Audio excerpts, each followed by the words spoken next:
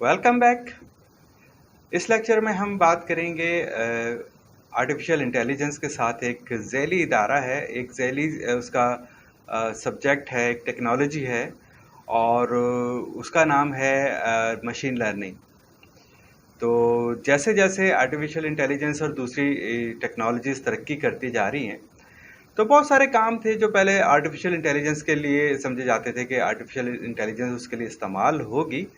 तो ऐसी चीज़ें बहुत सारी नॉर्मल हो गई हैं, बहुत सारी चीज़ें ऐसी हैं जो हम रोज़ाना इस्तेमाल करते हैं, उसके पीछे आर्टिफिशियल इंटेलिजेंस की टेक्नोलॉजी इस्तेमाल होती है।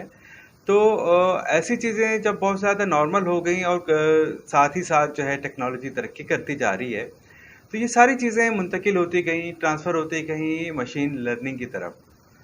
और मशीन लर्निंग ने ऐसे बहुत सारे काम करने शुरू कर दिए जो कि पहले आर्टिफिशियल इंटेलिजेंस करती थी। और चूंकि चीज़ें ये कोड्स ये काम जो है ये ऑब्जेक्टिव ये टास्क जो है मशीन लर्निंग में मुंतकिल होते गए, तो मशीन लर्निंग के बारे में अब देखना पड़ेगा कि वो क्या चीज़ है। मशीन लर्निंग जो है एक बच्चा है आर्टिफिशियल इंटेलिजेंस का, जो कंप्यूटर को अपने माहौल से सीखने में मदद देता है। और इसके लिए क्या करता है, इसको स्टैटिकल टेक्निक्स जो है कंप्यूटर की इस्तेमाल करता है।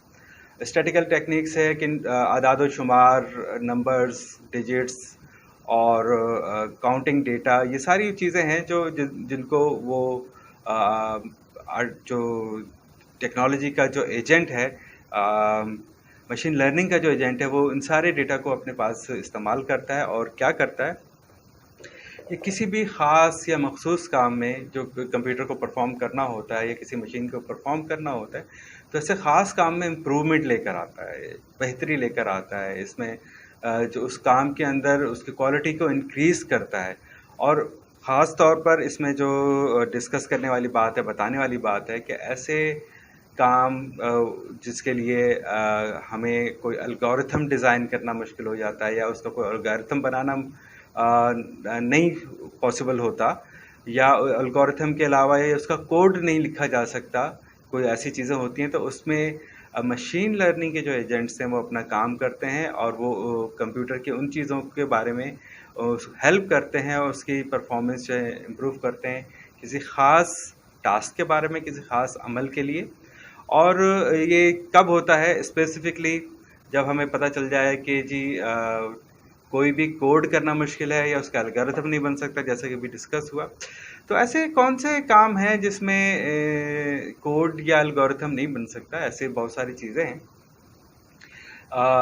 जिस तरह इंट्रूजन है नेटवर्क की इंट्रूजन नहीं पता कि किस होप के ऊपर, किस नोड के ऊपर, किस टाइप का कि कहाँ से किस तरीके का इंट्रूजन आ सकता है, अटैक्स किस तरीके के आ सकते हैं।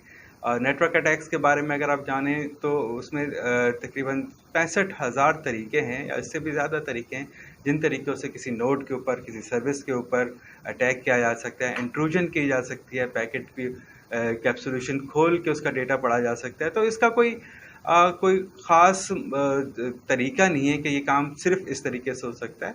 तो इसका कोई एल्गोरिथम लिखना इस वक्त जो है इन कामों के लिए इतना आसान होता नहीं है। लेकिन मशीन लर्निंग के ज़रिए जो है ये चीज़ हो सकती है कि मशीन लर्निंग जो है उसको प्रोग्राम किए बगैर, उसको जो है कोई कोड दिए बगैर जो है वो हम क्या कर सकते हैं कि जी उसको ऐसे मामलात हैंडल करने के लिए मामूर किया जा सकता है। अच्छा, ये होता कैसे कि ये मशीन को सिखाने का मकसद एक ये होता है कि जी जो पिछले तजर्बे हो चुके हैं, जो पिछले काम हो चुके हैं, उनके डेटा सेट्स होते हैं, डेटा पूल्स होते हैं, वो सारी चीज़ें जो आज से पहले हो चुकी हैं लेकिन जो हमारे सामने नहीं है, उसके स्टैटिक्स होते हैं, उसके नंबर्स होते हैं कि जी किस तरीके के काम में क्या स्टैटिक्स थे, क्या नंबर थे।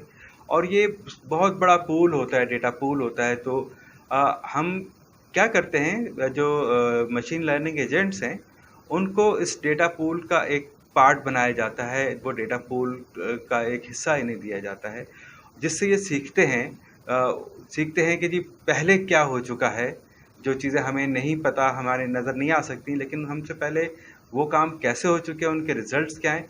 तो उनको देखते हुए ये डिसाइड करते हैं, डिसीजन करते हैं, अपने फ़ैसले करते हैं कि जी ऐसे मसाइल को किस तरीके से टैकल करना चाहिए, इसका कोई कोड भी नहीं है। तो वो पिछले किए हुए जो जितने काम होते हैं उनको देखते हुए वो आगे के फोरसाइटिंग करते हैं, फैसले करते हैं और उसके लिए पेशगोइयाँ कर सकते हैं। फोरसाइटिंग का मतलब है कि पेशगोइयाँ कर सकते हैं और ये पेशगोइयाँ किसी हद तक नहीं, बहुत हद तक दुरुस्त होती हैं, क्योंकि इनके जो अदाद-ओ-शुमार हैं उन्हीं जैसे केसेस से मुताल्लिक होते हैं जिस केस का डेटा इनको पुट किया जाता है। तो पुराने जो डेटा है उसको देखते हुए ये एजेंट्स जो है आने वाले केसेस के अंदर बहुत अच्छे फैसले कर सकते हैं और ये जो एजेंट्स हैं ये मशीन लर्निंग एजेंट्स होते हैं जिनकी वजह से ये पॉसिबल हो पाया है। चलते हैं अगली वीडियो की तरफ और देखते हैं उसमें क्या चीज़ नई है। Thank you.